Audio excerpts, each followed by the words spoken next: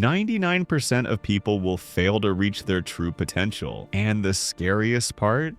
You're likely one of them. It's not because you aren't smart. It's not because you don't work hard. It's because of an invisible psychological trap. Today, we are breaking down why the majority stays stagnant and how you can flip the script before it's too late. The comfort addiction. The human brain is wired for one thing: survival. And survival hates risk. Most people mistake comfort for safety. If you're not uncomfortable, you aren't growing, you're decaying. The 99% choose the certain misery of a job they hate over the uncertain glory of a dream they love. They are addicted to the predictable, but greatness is never found in a predictable routine. We live in the era of performative work. People love feeling busy without actually being productive. Checking emails, attending meetings, scrolling educational content.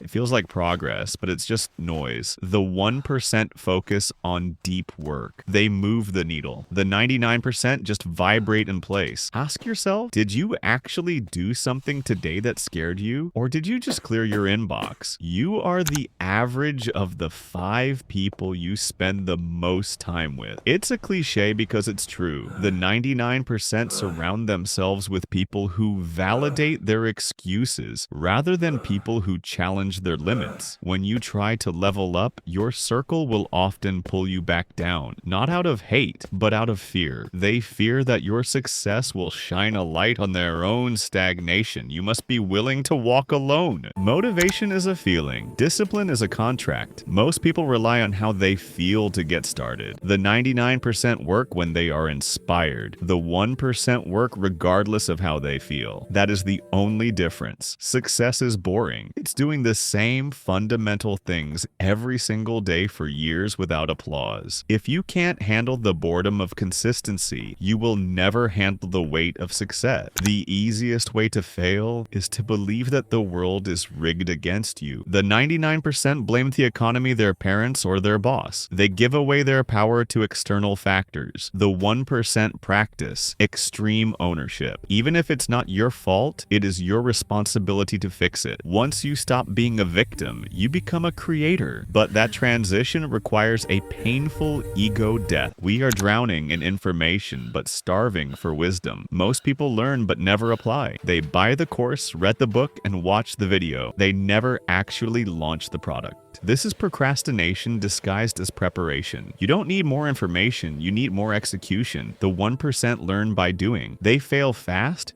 they fail forward, and they learn from the wreckage. We live in a world of dopamine hits, fast food, fast money, instant likes. The 99% want results in 30 days. If they don't see them, they quit and try the next shiny object. The 1% play the long game. They think in decades while everyone else is thinking in weeks. Compounding interest doesn't just apply to money. It applies to your skills, your health, and your habits. The turning point. So where do you stand? Are you currently making excuses or making progress? The path to the 1% is open to anyone, but it costs something. Most aren't willing to pay. Your old self. You have to kill the version of you that is comfortable, lazy, and seeks validation from the crowd. It's a lonely one road at first, but the view from the top is only crowded at the bottom. Stop waiting for the right time. The right time was yesterday. The second best time is right now. The 99% will watch this video and do nothing. They will go back to scrolling. They will forget this message, but you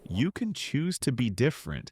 You can choose to take one real action today. The gap between who you are and who you want to be is called action bridge. Will you stay in this 99%, or are you ready to start the climb? The choice is yours every single day.